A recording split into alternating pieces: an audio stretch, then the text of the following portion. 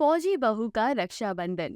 नमिता एक फौजी थी। रक्षाबंधन पर उसका भाई विनीत, जो कि एक बिजनेसमैन था, वो अपनी बहन का इंतजार कर रहा था। नमिता राखी पर अपने भाई के घर आने वाली थी। कहाँ रह गई दीदी, अभी तक क्यों नहीं आई? कब से इंतजार कर रहा हूँ उनका। हमको तो बस देश की सेवा करने से ही फुर्सत नहीं मिलती। वहाँ पर नमिता फौजी ड्रेस में एक बड़ा सा बैग लिए आ जाती है। विनीत अपनी बहन को देखकर बहुत खुश हो जाता है और भागता हुआ उसके पास जाता है और उसे गले लगा लेता है। कब से इंतजार कर रहा था दीदी मैं आपका। आपको पता है आपके ससुराल वाले भी यहीं पर हैं, क्योंकि आपको मुश्किल से 1 हफ्ते की छुट्टी मिलती है। इसलिए हमने सोचा कि पूरा परिवार रक्षाबंधन पर एक जगह इकट्ठा हो जाएगा, ताकि हम सब एक साथ आपसे मिल सके। इंतजार तो मैंने भी बहुत किया है इस दिन का, लेकिन मेरा कर्तव्य मेरे लिए पहले है। और ऐसा नहीं है कि आप लोगों से मैं प्यार नहीं करती, मैं अपने परिवार से बहुत प्यार करती हूँ। लेकिन हर भाई बहन सुरक्षित रक्षाबंधन का त्योहार मना पाए, सुरक्षित दिवाली का त्योहार मना पाए, इसलिए हमें बॉर्डर पर तैनात रहना पड़ता है। खैर ये सारी बातें तो होती रहेंगी, जल्दी से बैठ पे तुझे राखी तो बांध दो। तभी वहाँ पर नमिता का पूरा परिवार आ जाता है, जहाँ पर नमिता की माँ समान सास और पति विनोद, बाकी लोग भी आ जाते हैं। सभी लोग नमिता को देखकर बहुत खुश होते हैं। नमिता की आंखें न जाने क्यों नम थी, उसकी आंखों में आंसू थे। उसे इस तरह से इमोशनल देखकर उसकी सास ममता कहती है, क्या हुआ बहू, तेरी आंखें नम क्यों हैं? कोई बात है क्या? नहीं माँ जी, वो बहुत समय बाद आप लोगों को देखा है ना, पता नहीं आप लोगों से कभी मिलना होगा भी या नहीं होगा, बस यही सब सोच रही हूँ। अरे ये कैसी बातें कर रही है तू बहू, त्योहार में तो तू हमारे साथ ही रहेगी, और वैसे भी तेरे बिना हम रह नहीं पाएंगे। जब जब तू बॉर्डर पर जाती है ना, तब तब हम तेरी अगली छुट्टी का इंतजार करते हैं। खैर ये सारी बातें होती रहेगी, जल्दी से अपने भाई को राखी बांध दे। नमिता अपने भाई विनीत को राखी बांध देती है। नमिता बार बार रो रही थी। उसे इस तरह से रोता हुआ देखकर घर वाले थोड़े से परेशान हो जाते हैं, लेकिन नमिता किसी तरह से उन्हें समझाकर शांत कर देती है। थोड़ी देर बाद नमिता का पति विनोद नमिता के लिए एक सरप्राइज प्लान करता है। पूरा परिवार रात को नमिता के साथ समय बिताता है, जहाँ नमिता का पसंदीदा खाना होता है। नमिता का पसंदीदा म्यूजिक पूरे घर में चल रहा था। नमिता उस पल को बहुत ज्यादा एंजॉय कर रही थी। नमिता अपने बीते समय को बॉर्डर पर ही याद कर रही थी। दरअसल रक्षाबंधन का त्योहार आ रहा था। नमिता को छुट्टी नहीं मिल रही थी। बार बार नमिता को अपने भाई विनीत की याद आ रही थी। तभी वहाँ पर नमिता की साथी, जिसका नाम मधु था, वह वहाँ आती है और नमिता को समझाते हुए कहती है, उदास मत हो ना, मुझे पता है कि हम लोगों की फौजी जिंदगी कैसी होती है। अपनी पूरी लाइफ हमें देश के लिए कुर्बान करनी पड़ती है। रक्षाबंधन, दिवाली, होली कब आते हैं कब जाते हैं हमें कुछ नहीं पता लगता। हमारे परिवार वालों की आंखें बार बार दरवाजे पर सिर्फ हमें ही आता हुआ देखती हैं। हाँ वे तो ठीक है, लेकिन पता नहीं क्यों मुझे अपने भाई की बहुत याद आ रही है। यहाँ तो नेटवर्क भी नहीं आता जो मैं उसे कॉल कर पाऊँ। अब लग रहा है कि सुबह ही फोन कर पाऊंगी। यार रात में तो नेटवर्क आना मुश्किल होता है। हाँ कोई बात नहीं, तू अपने भाई को फोन कर लियो। दरअसल नमिता को रक्षाबंधन की छुट्टी नहीं मिल रही थी, जिस वजह से नमिता का मन बहुत उदास था। नमिता का भाई विनीत नमिता के घर वापस न आने पर वे अपनी नाराजगी जताते हुए अपनी बहन से फोन पर लड़ाई कर रहा था।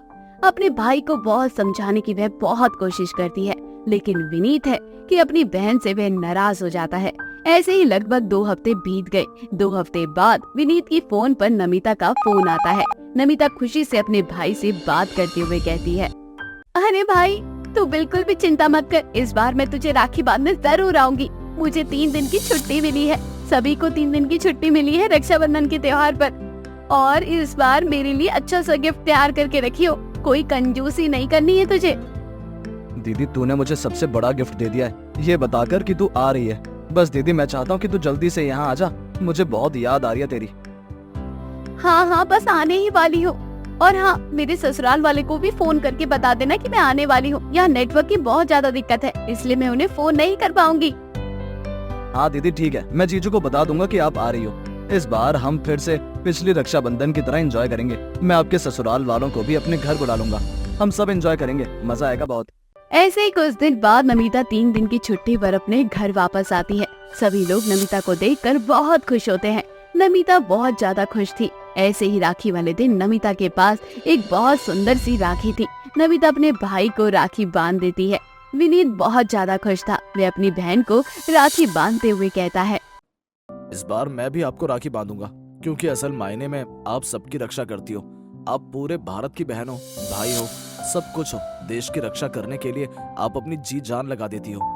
इसी तरह से हंसी खुशी विनीत और नमिता दोनों अपना रक्षाबंधन का त्योहार मना लेते हैं। रात को पूरा परिवार एक साथ खाना खाकर एक ही घर में सो जाता है।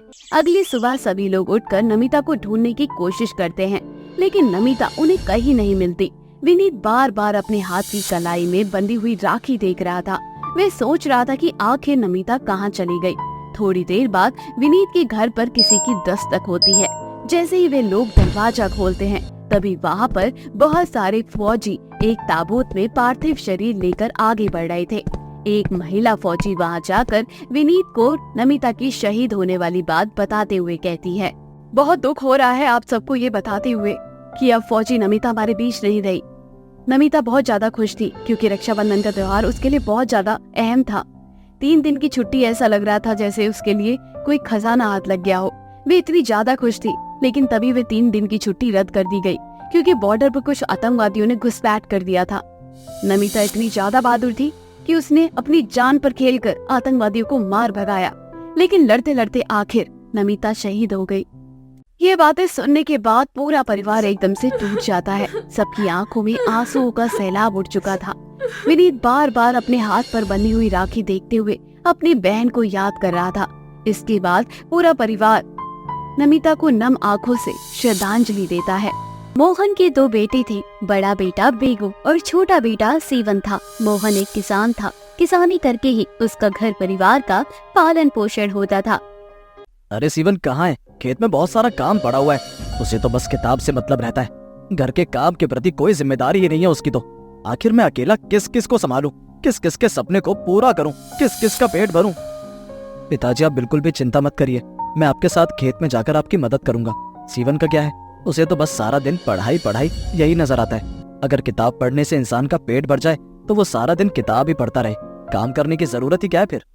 तभी सीवन अपनी कुछ किताबें लेकर आता है। यह सब देखकर मोहन को गुस्सा आता है और वे अपने छोटे बेटे से बोलता है, कहाँ था तू अब तक? घर के लिए तेरी कोई जिम्मेदारी नहीं है क्या? या बस सारा दिन तुझे पढ़ाई ही करनी है? पढ़ाई करने में भी पैसे लगते हैं, और जब तक तू पैसे नहीं कमाएगा तब तक ना पढ़ पाएगा ना एक कामयाब इंसान बन पाएगा। खेत में अकेले तेरा बड़ा भाई और मैं, हम दोनों ही किसानी करते रहते हैं। पिताजी मुझे माफ करना, वो मैं पढ़ाई कर रहा था क्योंकि मेरे एग्जाम आने वाले हैं। आप बिल्कुल भी चिंता मत करिए, मैं खेती करने के लिए समय निकाल लूंगा। माफ करना कि मैं आप लोगों को पूरी तरह से सपोर्ट नहीं कर पा रहा हूँ। हम दोनों जा रहे हैं खेत में, अगर तेरा मन करे तो आ जाइयो, या फिर खेती करना छोड़कर पढ़ाई ही करता रहियो। देखता हूँ कि कहाँ तक लेकर जाती है तुझे तेरी पढ़ाई। इतना बोलकर मोहन अपने बड़े बेटे के साथ खेत में चला जाता है। सीवन भी मजबूरी में अपने पिता के पीछे पीछे भागता हुआ खेत की ओर निकल जाता है और वहाँ जाकर खेती करना शुरू कर देता है। खेती करते करते करीबन रात के 8 बज जाते हैं। दोनों बच्चे बहुत बुरी तरह से थक चुके थे। यह देखकर मोहन को अपने बच्चों के ऊपर तरस आ जाता है और वे उन दोनों से कहता है, बच्चों मैं जानता हूँ कि हमारा जीवन बहुत गरीबी में है, लेकिन मैं भी मजबूर हूँ। अगर किसानी नहीं करूँगा तो अपने परिवार का पालन पोषण कहाँ से करूँगा? गुस्से में कभी कभी बहुत ज्यादा बोल देता हूँ, लेकिन मेरी बातों को कभी दिल से मत लेना, क्योंकि ये एक ऐसा दौर है जहाँ पर इंसान बहुत संघर्ष करता है और उसे पढ़ाई भी करनी है, उसे पेट भी देखना है, साथ ही साथ अपना पालन पोषण भी करना है और पूरा परिवार भी साथ लेकर चलना है। कोई बात नहीं पिताजी, आपका गुस्सा करना, आपका डांटना हमारे लिए एक लेसन की तरह है, जैसे हम हर दिन कुछ न कुछ सीख लेते हैं। और वैसे भी मुझे बहुत बड़ा आदमी बनना है। सोशल मीडिया से फेमस नहीं होना मुझे अपने काम से, अपने नाम से फेमस होना है, ताकि मुझे किसी भी सोशल मीडिया की जरूरत न पड़े। सीवन बहुत ही मेहनती था। वह दिन रात मेहनत करके एक सफल इंसान बनना चाहता था। सीवन खेती करने के साथ साथ बाजार में सब्जियां बेचा करता, कभी फल बेचता, और इस तरह से सीवन अपने कॉलेज की फीस के पैसे खुद की मेहनत से दिया करता था। सीवन एक होनहार बच्चा था।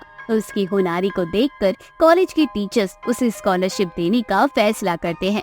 सीवन अपनी उच्च शिक्षा पूरी करने के लिए MIT चला जाता है। वहाँ जाकर वे दिन रात मेहनत करता है। सीवन का इंटरेस्ट बचपन से ही साइंस में था। वे अपने भारत का नाम रोशन करना चाहता था। वे चाहता था कि वे अपने भारत का रॉकेट चंद्रमा पर भेजकर एक मिसाल कायम करे, भारत का नाम रोशन करे। आखिरकार सीवन ने अपने सपने को पूरा करने के लिए जी जान लगाने में जुट गया।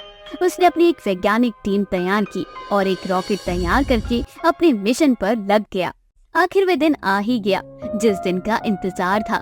सभी लोग टीवी पर सीवन की रॉकेट लॉन्चिंग पर टीवी पर नजरें गड़ाए बैठे रॉकेट की उड़ान भरने का इंतजार कर रहे थे। देख बेगू, मैंने सीवन को बहुत कुछ सुना है और आज वो इतना कामयाब इंसान बन गया कि हर कोई उसे एक वैज्ञानिक के नाम से जानने लगा है। बहुत खुशी होती है जब आपका बच्चा तरक्की करके आपका नाम रोशन करे। मेरे साथ साथ तूने भी उसे बहुत कुछ सुनाया है। आज तुझे भी अपने भाई के ऊपर गर्व महसूस हो रहा होगा। हाँ पिताजी, बिल्कुल ठीक कह रहे हैं आप। भले ही वो छोटा हो लेकिन एक कामयाब इंसान बनकर उसने मुझे भी छोटा कर दिया। चंद्रयान 2 की लॉन्चिंग से पूरा देश खुशी से झूम उठा। हर कोई टीवी पर अपनी नजर गड़ाए बैठा हुआ था, लेकिन किसी तकनीकी खराबी के कारण चंद्रयान 2 की लॉन्चिंग में गड़बड़ी आ जाती है, जिस वजह से चंद्रयान 2 की लैंडिंग सफल तरीके से नहीं हो पाती। इन सब से सीवन बहुत ज्यादा हताश हो जाता है। तभी उससे मिलने देश के प्रधानमंत्री आते हैं। प्रधानमंत्री के सीवन को गले लगाकर उसे बहुत सद्भावना देते हुए कहते हैं, तुम एक महान वैज्ञानिक हो, जीवन में सफलता मिलेगी या असफलता इससे फर्क नहीं पड़ता, लेकिन जो तुमने कर दिखाया है ना, वो किसी आम इंसान के बस की बात नहीं है। चंद्रयान 2 की लॉन्चिंग भले ही सफल ना हुई हो, लेकिन तुम एक सफल वैज्ञानिक हो। आज तुम्हें पूरा देश जानता है और मुझे गर्व महसूस होता है कि मेरे देश में ऐसे वैज्ञानिक हैं। प्रधानमंत्री की इन बातों से सीवन बहुत ज्यादा खुश हो जाता है और खुशी के कारण उसकी आंखें नम हो जाती है। यूं ही कुछ महीने गुजर गए। सीवन अब रिटायर हो चुका था।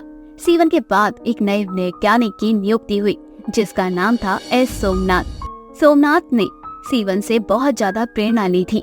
सर, आपके बारे में जितनी बातें करो उतनी कम है। सच में आप एक सफल वैज्ञानिक हैं। मैं आप जैसा बनना चाहता हूँ। चंद्रयान 3 की सफलता लॉन्चिंग करने की पूरी कोशिश करूंगा। बस मुझे आपका पूरा सपोर्ट चाहिए। मुझे पूरा यकीन है कि तुम चंद्रयान 3 की सफल लॉन्चिंग कर पाओगे। बस मन में पूरा विश्वास होना जरूरी है। अब इसरो में नए वैज्ञानिक एस सोमनाथ की नियुक्ति हो जाती है। इसके बाद सोमनाथ अपनी टीम के साथ पूरी जी जान से चंद्रयान 3 की लॉन्चिंग में लग जाते हैं और आखिरकार वे दिन आ ही गया जिस दिन चंद्रयान 3 की लॉन्चिंग होनी थी। एक बार फिर से पूरा देश टीवी पर अपनी नजरें गड़ाए बैठा हुआ था।